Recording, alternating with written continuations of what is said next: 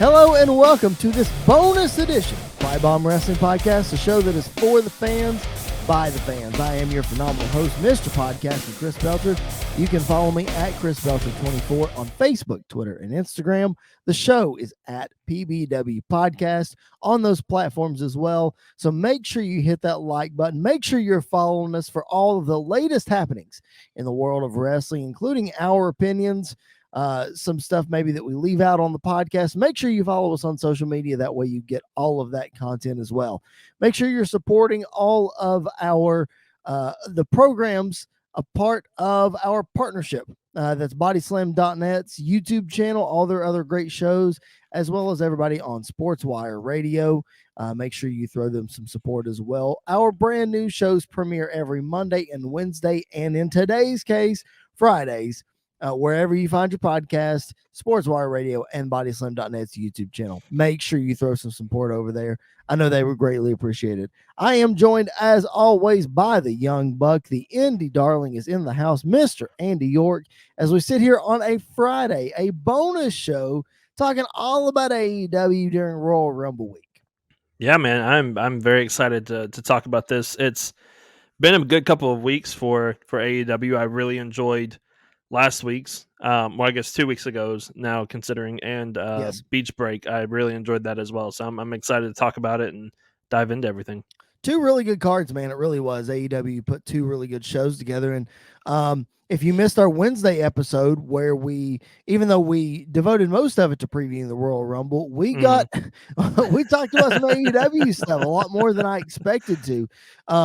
That being said, though, that just goes to show you the last 2 weeks of AEW, has, like you said, it's been really stacked. It's been two really good shows. So if you want to hear our thoughts on Jon Moxley's return and that whole situation, the Bully Ray controversy, you want to hear that, go back and listen to Wednesday's show. If you want to hear us talk about, we're going to talk about Sting and Darby Allin and the Acclaimed here in just a second, but going in depth on that match, that was last week as well. I'm sorry, that was Wednesday. Man, there's just so much content this week.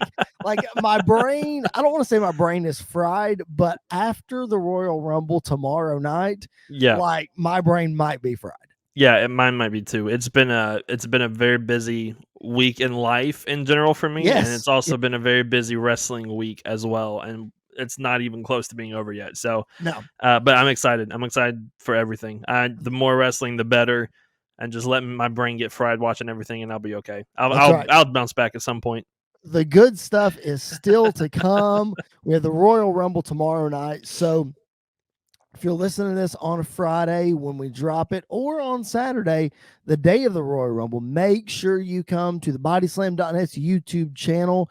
We will be live right after the Rumble goes off the air. So it starts at 7 p.m. Central, probably 10:30, something like that, 10:45. Make sure you keep it tuned in right here. We will be live, answering your questions, reading your comments. My dad will be a special guest on here, and we may even be able to talk Mr. Jared Justice into hopping on with us too. Oh yeah. So getting the four of us back together again, I'm telling you, it's something you guys don't want to miss. If for some reason you cannot tune in right after the Royal Rumble, the episode will be available in our archives. Just make sure you listen to it. Give us some feedback again at PBW Podcast on all the social media platforms. All right, enough chatter, Andy. Let's get to it. And AEW, again, we talked about 2 weeks ago, a little bit on Tuesday. Like I said, Jon Moxley and the Acclaimed. I've got one more thing to add to Sting and the Acclaimed. And this is really, really cool. I don't know if you know this or not. I want to throw this nugget at you guys. It's not just 2 weeks ago or this past week. It's been a couple of episodes, actually, and I think it's been sprinkled in on Rampage. It's been really awesome to see Sting on AEW. You know what I'm talking about when I say Sting. So, here's for context. Andy knows where I'm going with this. For context for everybody else, I had to tell you, the guy that's been dressing up like Sting in all the Acclaimed videos and everything, he is known in some circles as Sting. Now, why this is important is because he is a member of the Major Wrestling Figure Podcast family. He is actually a part of a tag team with another guy in the Create a Pro wrestling organization that is run and operated by Brian Myers and a couple of other guys. So he is within that organization. They have an actual tag team, and their name escapes me. But they have an actual tag team, and then he dresses up like Stang.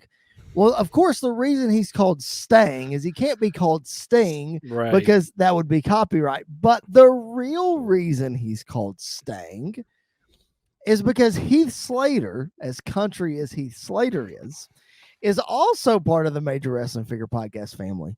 And when he met Brian and Matt and those guys, he would tell them that his favorite wrestler growing up is Sting.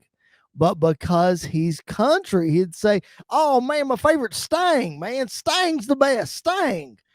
So that's how this dressed up Sting became Stang. Wow. And because Max Caster from the Acclaim also trained to Create a Pro and is part of that family, right? That's how they roped Stang into being on AEW. So it's fantastic. I love it. I love all the good. Acclaim stuff. Anyway, with them doing the diss rap video basically before AEW, before their match was with Sting and with Darby Allin.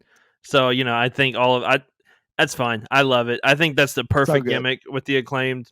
Just the stupider you go, the better, the more fun it is. And I loved it. I loved every second of it. What else from Wednesday that we didn't get to cover jumped out to you before we get to Beach Break?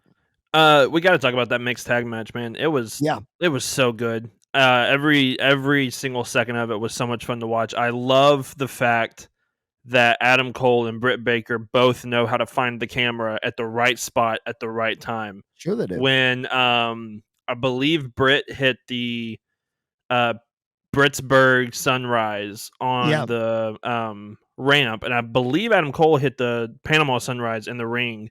Yeah. And it was the 1-2, and Orange Cassidy kicked out. And the face Adam Cole and Britt Baker made was perfect. Everything about that was perfect.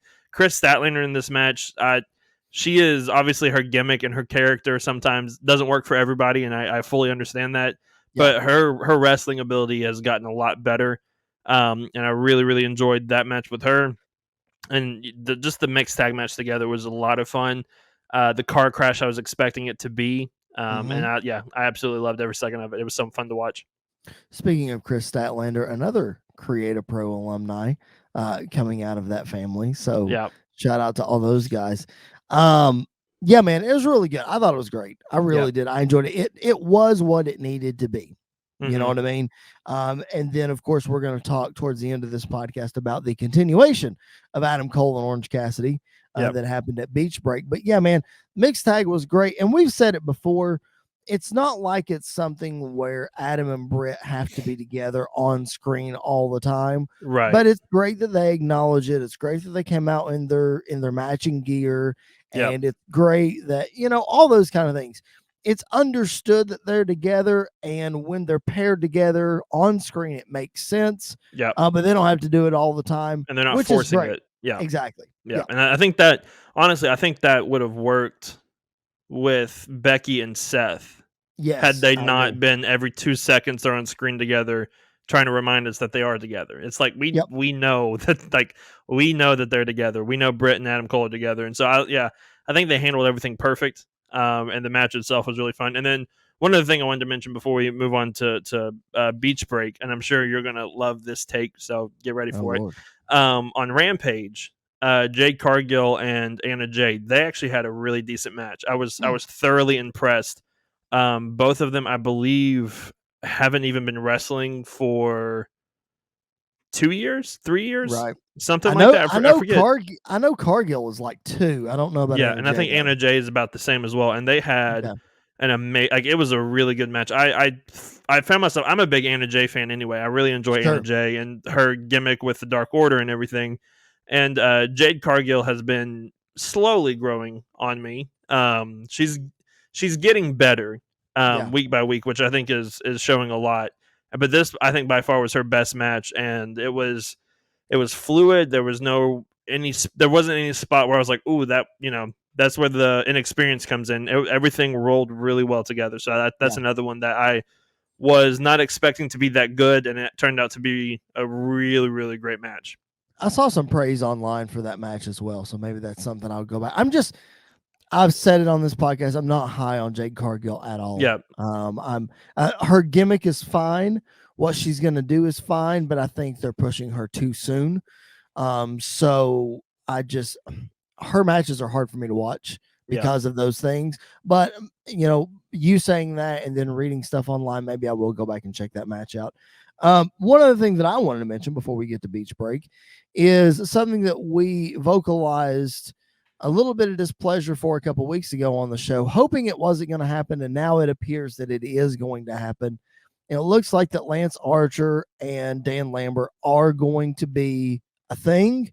They're going to be some sort of duo. Mm-hmm. I don't understand it. Like, is it something that Jake is not going to be able to be there all the time, so they're just trying to fill a void? Or are they, because they had a video package at Beach Break and the week before, and it had all three of them together. Yeah. So I don't know what to make of it. I just think it's a little, if it's all three of them all the time, it's too much. Yeah, no, I agree. And I think it might be a combination of both of what you kind of just said, of maybe Jake's not going to be there a whole lot, and you want somebody with Lance Archer that's going to gain and attract a lot of heat. Yep. And Dan Lambert is very good at getting Absolutely heat, and that's why the whole MMA guys and the I forget what the tag team is called. Scorpio Sky and the man of the year, something like that. Mm-hmm. That's why they're so good at getting heat, is because Dan Lambert is the male version of Vicky Guerrero in a lot of ways of being able to attract that kind of heat. So maybe they're attaching them together so that the fans, not that they wouldn't boo him anyway, but that the heat kind of goes on a lot quicker than before. Plus, I really like the fact that Lambert was cutting the promo, and Lance Archer stopped and was like, "This is not about that anymore. Like he told him to shut up." And there's still some tension there. So I would not be shocked if in a couple of weeks or after they have their match, Lance kind of turns on Dan Lambert and attacks Dan Lambert, and then maybe we get a Man of the Year and Lance Archer feud or something like that down the line. Yeah. Well, I think you made a great point there. Is Lance Archer is an easy guy to cheer. Yeah. For the AEW crowd. I mean, the guy, anybody that's 6'9", 10, whatever he is, and can move like he moves, and as athletic as he is, and the look that he has, and the persona that he has, I mean, like, that's instant cheer right there, in my opinion. Yeah. So I think you're right. I think that's just maybe to get some more heat on him. I don't know, because everybody loves Jake Roberts too. Yeah, and I think it would be really hard for the crowd to fully turn on both of them. It's like Lance Archer is the unmasked version of Luchasaurus, because Luchasaurus it's very easy for the crowd to get behind Luchasaurus. We were in Nashville for his return after he got injured, and the pop that he got was as loud as when Jericho came out. Like it was that loud, and people were chanting his name and ready for it. So it's easy to love those guys, and I think adding somebody like Dan Lambert to it, for the short term, I don't think will hurt him. I don't want it to turn into something that it doesn't need to be long term. Now, if they come together and it starts to work really well and the pairing matches really well, run with it. But I think for right now, leave it more short term, and then by the end of it, you can know whether to keep them together or to split them up or to turn on each other or whatever you want to do. Yeah, I think the heat is definitely the way to go, because I'm just sitting here thinking about it as you're talking and talking through some of those things. Archer's not bad on the mic either.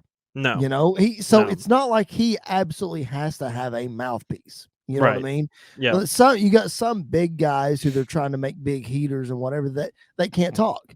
Mm-hmm. So I get that, but Archer can talk. He's pretty good. So I definitely think it's heat, and maybe we get a split. Maybe they're just together until Archer loses to to Hangman. And then after that, then maybe we see a split. So maybe it's just temporary, like you said. You did just mention a match that I did not know I want to see until you just put those two names together. Lance Archer and Bryan Danielson would be Oh man, I said So it fun to when watch. man, I said it at I keep calling it a Gold Rush tournament, but it's the oh gosh, what's the is it Eliminator tournament? What's Yeah. when it was Archer and Kingston, that's when Oh, Archer when got Archer got hurt. hurt. Yeah, yeah, Yeah, yeah, yeah. yeah. That's when I was like, man, I wish he would have won to see, Brian and Archer. Yeah. That'd be so That would good. be a lot of fun. Be so good. Yeah. All right, man. Let's move on to Beach Break. And AEW, in traditional AEW fashion, kicks off the night with a great match normally, but like this one, Yeah. over the top. Over the top. Cody Rhodes and Sammy Guevara in an insane ladder match. Yep. Not the best ladder match that I've ever watched, but it's daggum top 5 for sure. I think it may have had the best ladder spot of all time. 100%, man. That cutter was yes better than Edge spearing Jeff Hardy in a lot of ways. Like that could have gone very bad very quickly, and it looked so perfect and smooth all the way down. And it's one of those where people that don't watch wrestling or don't watch AEW were talking about it. So like that's how you know that move was really good. It was on ESPN. Yep. It was on Barstool Sports. It was on Matt Jones, who is a Kentucky sports radio guy. That's a obscure shout out. So if you know who he is, shout out to him. He tweeted about it, and he owns a wrestling, or he has ownership in OVW, but he doesn't tweet out a lot about it, and like it got people talking, and so that was such a cool moment. That match could have sucked, and then that happened, and it still would have been awesome. So I think it was just a testament to how good Sammy Guevara really is, but also how good Cody is at the same time. I think it goes to show both guys are really talented, really good. And the match itself was just from start to finish a lot of fun to watch. It was very good. It really was. Like you have to have the guts that Sammy Guevara had to have. Oh yeah, to without hesitation to pull that move off, and as smoothly as he did. Absolutely, like it. Like you said it. It's the best ladder match spot I've ever seen, bar none. Case closed. I'm a huge fan of some of the early Jeff Hardy stuff, especially the first tag team ladder match in '99, where he did all the springboards with Edge and Christian. And then you mentioned the spear, and we've seen some crazy stuff. Shelton Benjamin running up the ladder, and all kinds of crazy stuff. This one right here, it was the best by far. The only thing I could think that was close to it, and I think it was either in AEW or was in Ring of Honor, I think it was AEW though. Penta hit a Canadian Destroyer on one of the Jacksons. I think it was Matt Jackson from the top of the ladder. Yeah, that through a table. Like that spot was really dope. But for a ladder match specific, was that the first Double or Nothing? Maybe didn't they have a tag team ladder match at the first Double or Nothing? I think so. I think you're right. So it might have been there. But that spot to me was probably the best one. This one, I think topped it. Just how smooth and how two ladders working together instead of just on one ladder. Like all of it was just amazing. Never seen anything like it. No, never it was seen amazing. Anything like it. And not to take away from the big vertical suplex that we saw off the ladder that was insane. Not to take away from the crossroads off the ladder that we saw that was also hit perfectly. Yeah. I mean, my goodness, just some insane spots. My only gripe about this match, and it just continues to be my gripe throughout AEW, is I feel like they should have sold more. I feel like they needed to take a little bit more time because, like, as soon as Cody hit that crossroads, man, within 5 seconds, he was starting to climb the ladder, and then that prompted Sammy to have to jump up and go get him. Like, no, man, that's your finishing move off the ladder. Like, lay there for a minute, before you get up, or at least struggle to get up the ladder. So that was my only complaint. Other than that, man, oh my gosh, it's so great. No, wait a minute, I have another complaint. Let me ask you this. It's not a big one. It's just a question of the booking. Right. If Sammy was going to win this match, why'd you have Cody beat him on Christmas Day to begin with for the title? I think COVID may have gotten in the way of the plans because obviously Cody was gone for 2 weeks, I think. Yep. Something like that. And so I think maybe they were supposed to have something happen between that Christmas Day show and Beach Break that would have made some sense, or we get the picture why. And then I think like Cody getting COVID or contact tracing or whatever it was, Yep. kept him away for a while. And then they were like, well, let's just go ahead and pull the trigger on this match. Because, I mean, that promo itself was good enough for this match to take place in the ladder match last week. So I think that's kind of what they were rolling with, of giving Cody a live mic and just saying, go out there, give everybody a reason for this match. It'll be good to go. And so it didn't bother me that bad. I wish they would have kept the title on Sammy, but I don't know if they would have gotten to Beach Break with Sammy versus Cody if Sammy would have beat Cody at the Christmas Day show, unless there was some shenanigans involved or something. Well, and then they had the Battle of the Belts too that they were supposed to wrestle, and that's where the whole thing started. Is they had to insert Dustin, and make it an interim TNT Championship match. Well, like, I think if Cody's out, just scratch the championship part and have Sammy wrestle Dustin just to wrestle Dustin. Yeah. You know, like, I think you could have scratched that, still had this ladder match. You just wouldn't have had two belts. You would have just had one. Yeah. I don't know. Like, you're right. COVID definitely got in the way in some way, shape, or form. It was just weird to me. It was kind of strange. It was a weird setup and build to the match, but if that's the kind of build up we get to matches like this, then go for it. Cool. at this point. It was great. I'm not. But I completely agree. I don't fully understand why. It's kind of the same question of, like, why did Randy take the belt off of Drew at Hell in a Cell for no reason, to just give it back to him a couple weeks later? So, like, I think it may just been one of those to get more heat on Cody, and maybe they were going to start telling that story through this time period, and then COVID happened, and they were just like, let's just get the belt back on Sammy. Go from there with Cody. Yeah. Kind of go from there. It's interesting. It's very interesting. You called it, ma'am, a long time ago, when we figured out that AEW was going to be in Chicago, and that was finally going to be the first showdown in ring, one-on-one, CM Punk and MJF, and that was affirmed with their big promo segment this past week on Dynamite. It was a really good segment, man. I loved MJF burning LeBron James and getting his heat. That was my favorite. It was like, wait a minute, CM Punk said he's never going to leave. Didn't LeBron James tell you guys that? I was like, that was great. I loved it. So good. But we're finally going to see these two going at it. You called it, next week in Chicago. Yeah, I think this is the perfect spot for this match to take place. I think this is the perfect spot for CM Punk to get his first loss in Chicago to MJF. Imagine the heat that this man will have after he beat CM Punk. Not clean. It does not need to be a clean victory. Sean Spears needs to get involved. Yep. I would love the fact that if maybe Wardlow's turn happened here, so like maybe Sean Spears goes to get involved, Wardlow stops him. We have a confrontation between Wardlow and MJF. Or like CM Punk gets distracted by Wardlow or whatever, and then the ring gets placed on MJF's finger, punches Punk in the face, cover 1, 2, 3, MJF wins. The heat that would take place there, it would just be unbelievable. So I think that's the perfect spot for this to happen. Obviously Punk will more than likely get his win back at Revolution. Yep. If not before then, but at Revolution. If you want to do it February 16th in Nashville, Tennessee, I'm totally fine with that as well.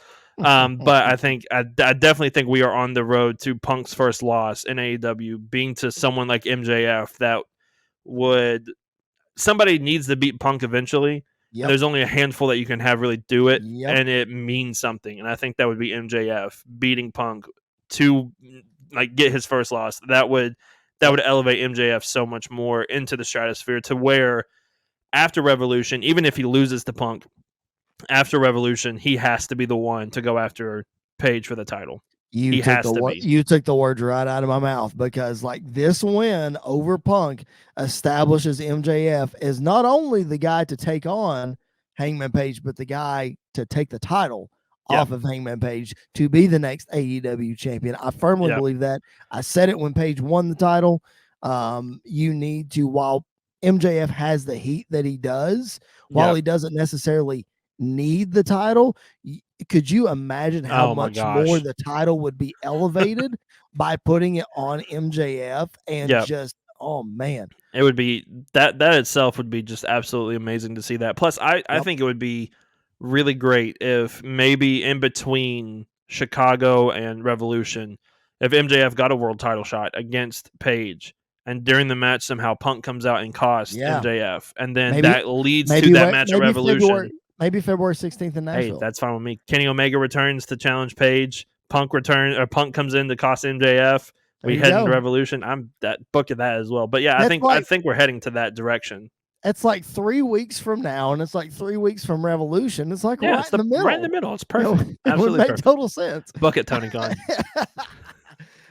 Or just hire us to book it, and you don't have to Yeah, worry yeah, about it. yeah. There you go. One other promo that I want to talk about before we get to the main event from this week's Dynamite is Britt Baker. Now, Britt Baker's promo to me went a little long. I kind of got lost in a little bit of it. Yeah. But the way she was able to get heat with the Cleveland crowd coming out in the Pittsburgh gear, talking bad about Baker Mayfield. I mean, I popped just as much at the end of her promo when she said, Cleveland, you finally have a Baker that you can count on. Oh, wow. That's so good. It's so good. It's so great. Because the thing that people hate the most is when a heel says something that is so right. And that is absolutely right. And that was just perfect. MJF said it about LeBron, and then you know, like Britt goes out and attacks Baker Mayfield. The best heels are the ones that are speaking the truth. that is the perfect case in this. And I love the promo. I love how easy she's so good at it, just like Adam Cole is. Of her music hits, the crowd goes like the crowd pops. They're ready to see her. They're excited to see her. 5 minutes into a promo, she's so it's easy to turn the crowd against her, and it's so fun to listen to that switch take place so quickly.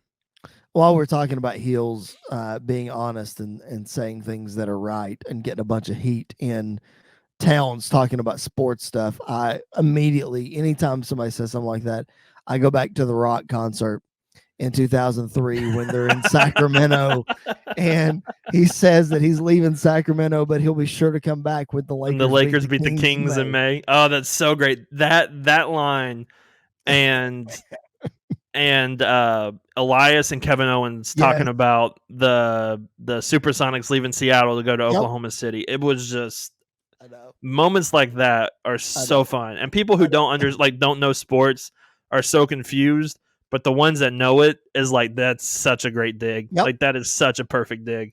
It's so good, man. I go back to that all the time because in that run of the Lakers when they had their three-peat in the early 2000s, they beat the Kings every time. No, the Kings could not touch them. No. Every time. Oh, my gosh. Oh, man, so good. All right, man. Main event, lights out match, Adam Cole and Orange Cassidy. Man, I was thankful that they didn't go all bloody in this match. This was the first lights out match where there was no blood. Yeah. Aside from Orange Cassidy hard way cutting his hand open, but there's some stuff you can't stop. But other than that, man, it just goes to show you that you can have a hardcore match, a believable hardcore match without blood and without I'm not saying it's a good or bad thing, whatever. Yeah, I'm just I think it depends on the people in the match. Like, for example, a John Moxley match with blood is automatically intensified. Like, it's all automatically really good. Kenny Omega is kind of the same way. Kenny Omega in these kind of matches with blood works really well. Yeah. Adam Cole and Orange Cassidy don't necessarily need to bleed. No. And I think part of that is we're used to seeing NXT Adam Cole, which the only time he really bled was from his hand and when it was him versus Aleister Black in TakeOver Philadelphia. Yep. And so that's the only time we really got to see that. So I think it's absolutely perfect that not every lights out match needs to be a bloodbath at some point, because it makes it more special, or more, it means more when there is blood that is drawn in some of these other matches. So yeah, I loved it. It was still, without blood, it was still brutal. Like, it was still a brutal match to watch, and it was going into it. I know both of these guys are going to put everything on the line just for this match, and it worked so well. Yep. And it was also a very, very, very good way for Orange Cassidy to beat Adam Cole and it not hurt Adam Yep. Cole at all. Yep. Because Orange Cassidy needed this win, let's be honest. Like, Yeah, he hadn't I'm not, won a whole I'm, lot. yeah, I'm not going to say he's floundering or anything because he's clearly one of the most popular wrestlers in AEW. Right. But, like, as far as an in ring standpoint goes, dude needs to stack up some W's Yeah. to become a serious contender for anything, really. Because he was winning a lot last year. And then Right. there was the triple threat Yep. between him, Pac, and Omega. That was Yep. really good. And then he went on his feud with Chris Jericho that was really good for no reason. Like it had no Mhm. reason to be good and it was still really good. And then it kind of built into he didn't win a whole lot though in those matches because he was in these high profile feuds with guys that they were building to other stuff. Yep. And so I think it is really important for him to start to get a lot of his wins back in these moments. But we got to talk about the best part of the entire match. Yes, we do. When Yes. Danhausen showed up, man, that was I popped so hard for that. Was I insane. loved every single second of it. I'm so glad AEW is the perfect place for him Yes. to where he can do some of the most stupid stuff and it would be perfect. It's just absolutely Yep. perfect. I'm so ready to see what they're going to do with him in AEW. I'm honestly surprised it kind of took this long to get him there. Yeah. But if we couldn't get Gargano in Cleveland, I'm glad we got Danhausen in Cleveland as well. It was great, man. It really was. The crowd lost their mind when he came out. Oh, I know. Because it was so unexpected. Yeah. You know, Cole's just going under the ring to grab a chair or whatever, and then Danhausen appears. When he was struggling with it, I was like, is this how they're going to introduce Johnny? Like, is Johnny going to be under the ring? Yeah. And they're going to pull him out, or is it Hornswoggle? It's got to be either the guy we were expecting, or it's always Hornswoggle. Right. And when Danhausen popped up, I was like, oh, this is perfect. This is so great. So good. So speaking of Johnny didn't show up in Cleveland. He did not. And honestly, I was glad because that means that Johnny Gargano is a man of his word because he said he was going to take some time off. Yep. Become a dad for the first time. That was going to be the important thing. And he stayed true to his word at that NXT promo of his last night, man. Yeah. It makes me love Johnny Gargano even more. Yeah. Is it inevitable that he's going to show up in AEW? Sure it is. Like it's going to happen. Especially with what he tweeted after. I don't know if you saw what he tweeted after the show where he basically said, I heard you and I like part of the fear of leaving or part of the fear of taking a break is worrying about if people are going to remember you or like remember who you are, which to me it always sounds kind of, I don't want to say stupid, but it's always like, because Punk said the same thing. He was like, would people remember me if I came back? It's like, you're CM Punk, like of course people are going to remember you. You're Johnny Gargano, but I'm not the performer that works so hard to get there and knows how easy it is to lose it all. And so the fact that he says that kind of shows he's going to show up somewhere sometime, probably within the next 3 months, maybe. But probably before summer, maybe NXT, maybe main roster WWE, more than likely AEW, in some capacity. And it's just when he shows up, no matter where it's at, he's going to get a massive pop, and the crowd's going to go crazy, just like they should. Yeah, absolutely. So like, I mean, I'm with you. I think it's inevitable that he goes to AEW. He might go back to WWE. I don't know. With how things are going right now with NXT and some of the guys that have been called up from NXT to the main roster, it would be difficult for me as someone like him to go back and expect something to happen. Yep. You know what I mean? I agree. Yep, I agree. I mean, if they're not going to utilize Adam Cole in the right way, what on God's green earth makes you think they're going to do the right thing with Johnny Gargano? If they're not going to use Keith Lee in the right way, why are they going to use Johnny Gargano in the right way as well? Yeah. So, AEW is definitely the destination. It's just a matter of when, not if. Yeah. But I'm glad that he stuck to his word. I'm glad he didn't show up. Yeah. But in that tweet that you mentioned, he said something about I'm coming soon or something like that. So he didn't exactly say he was going to AEW, but he's going to go somewhere. Yeah. 2 + 2 = 4 every time, folks. So yeah. Just be ready for Johnny Gargano to show up. All right, that's Beach Break, man. The other match that they announced for next week that I'm equally as excited for as CM Punk and MJF is Malachi Black and Brody King, the House of Black, taking on Pac and Penta El Cerro. It's going to be so great. It's gonna be so good, man. It's going to be. It's I gonna be love the great. fact that Pac has turned into AEW's version of Daredevil, the superhero, and it's Yeah. so like I love it. I hope he comes out blind and just does flips and everything else. And I think though this could be where we start to see the House of Black expand Yep. even more. And I Mhm. think we could see Pac turn on Penta Yep. here. Yep. I Me think we too. could see the Varsity Blondes come out and try to make the save, and I think Julia turns on them, and I Yep. think we get the first steps of the massive House of Black that we've been kind of Yep. wanting to see for a while. And I mean, we called a couple weeks ago of they're waiting for Brody King to come in, and I think as soon as Brody King comes in, this thing is going to take off quick, and it's starting to take off really quick. Yep. They are they're one of my favorite tag teams right now. They are the Brody King is just a man his size should not be able to do the things that he does, Right. and he is just such a beast. And obviously, we know we both are extremely high on Malachi Black. He should be a champion at some point down the line. Mhm. He should have been a champion in WWE before he left, in my opinion. Like Right. there's a lot of potential with him. So I think this thing is about to take off, and I think we start to really see that take place this week. Took the words right out of my mouth. I literally cannot add any more to that. That's exactly what I was going to say. So, yeah, man, I think it takes off next week for sure. All right, man. Anything else to add from Beach Break or from AEW last week, or anything that we might have missed? Anything at all to add before we sign off on this bonus episode? I think we're going to start to see a lot of changes in AEW, and what I mean by that is I think we're going to start to see a lot of teams and factions and stuff turning on each other. And I think we're like we talked about with the House of Black, I think that's happening. I think Santana and Ortiz are going to align themselves with Eddie Kingston pretty soon, and probably turn on Jericho. And I think Jericho may take a break for a while. He may be gone for a little bit. That would not surprise me that much as well. And so, I think we're going to start to see a lot of changes through AEW of putting some new people together, taking some people away to do their own thing, and I'm excited for this year, man. I think AEW is in a really great spot. They're killing it on TBS, obviously.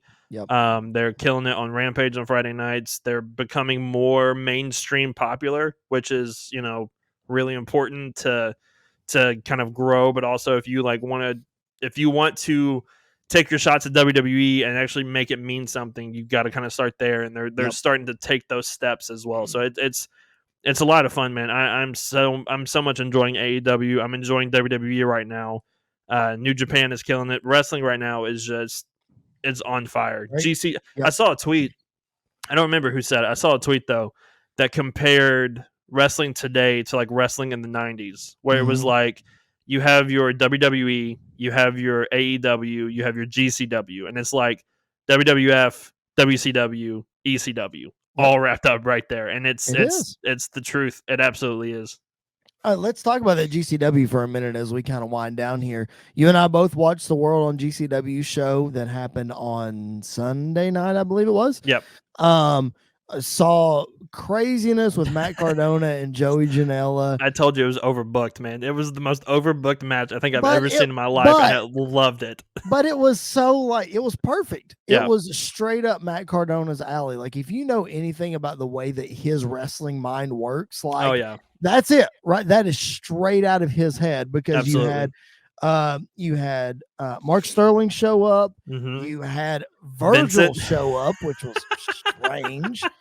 You had Swoggle show up, and then Brian Myers showed up. Marco Stunt showed up and got a Canadian Destroyer from Chelsea Green. Yep. X-Pac showed up at the end of the match. So just craziness. You had John Moxley and Homicide, and what you said, and I agree, really, really, really good match. Yep. John Moxley retaining the GCW championship.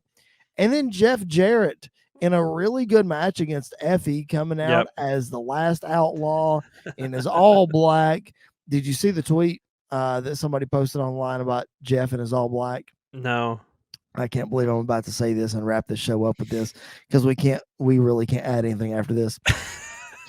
The tweet said, and I quote, "Jeff Jarrett wearing all black looks like he's a member of the Shield. I guess I that's did the see that. second thing he has stolen from Kurt Angle. I did see that actually. Yes, that was my favorite tweet from that whole thing was that. I saw Oh my also gosh. Sean Ross Sapp tweeted a picture of him and said Nashville Undertaker. I was like, that's That's good. solid. That's That's solid. so But the good. Shield thing was so funny. That's That's so so funny. funny. Oh gosh, that's so funny. Oh my gosh. But Jarrett was really good. He hasn't lost a step for being No. like 54 years old. Put the guy in Yep. the ring. I'm good with that. It's Yep. really good stuff. All right, man. Let's put a bow on this episode. Make sure you guys are tuned in each and every Monday and Wednesday and sometimes Friday to the bodyslam.net YouTube channel, to SportsWire Radio, and following us on social media at BBW Podcast. And we're available wherever you get your podcasts as well. So Anchor, Apple, Spotify, Google, all those places, we're there. So make sure you throw some love and support our way. We really appreciate it. We could not do what we do if it weren't for you listeners showing your support. So thank you for doing that.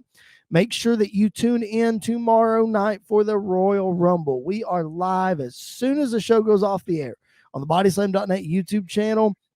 It'll be me. It'll be Andy. It'll be my dad. And it'll possibly be Jared Justice as well. Fielding your comments, taking your questions, giving you instant feedback on the Royal Rumble, one of WWE's biggest shows of the year, as we are officially on the road to WrestleMania.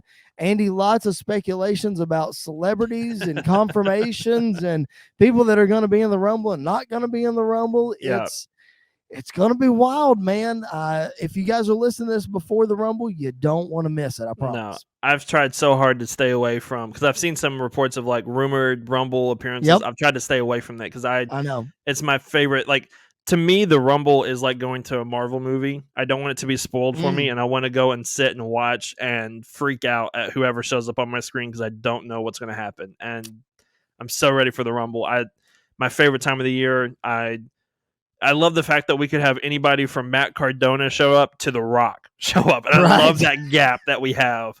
And both of them are believable. And anything in between is believable. And so I'm so ready for it. I'm so excited for the Rumble this Saturday. It's like, to me, what they do with the Rumble, it's almost as interesting what happens afterwards to see if these guys stick around afterwards and what they're able to do with them afterwards. Like MVP. MVP was supposed to be a one-off, and then he stayed, and now he is like one of the best parts of Raw with Bobby Lashley. Like that to me is just so crazy. And then you've got Christian, who shows up and in the Rumble and gets eliminated, goes to AEW and goes to Impact all in the same year. Yeah. So you never know what's going to happen. So it's fun. All right. Keep it tuned in right here. Andy is at Andy_PVWP. I am at Chris Belcher. Let me try that again. I am at Chris Belcher 24. The show is at BBW Podcast. I'm trying to say them all three at once. And that's fine. Literally impossible. All right. Keep it tuned in right here, ladies and gentlemen. Thank you for joining us for this AEW only bonus episode of the PipeBomb Wrestling Podcast. We will be back tomorrow night on Saturday following the Royal Rumble, and then our regular show will resume next Wednesday. Make sure you keep it tuned in wherever you find your podcast, SportsWire Radio, and bodyslam.net's YouTube channel. Thanks so much for hanging out with us today. We will catch you guys down the road.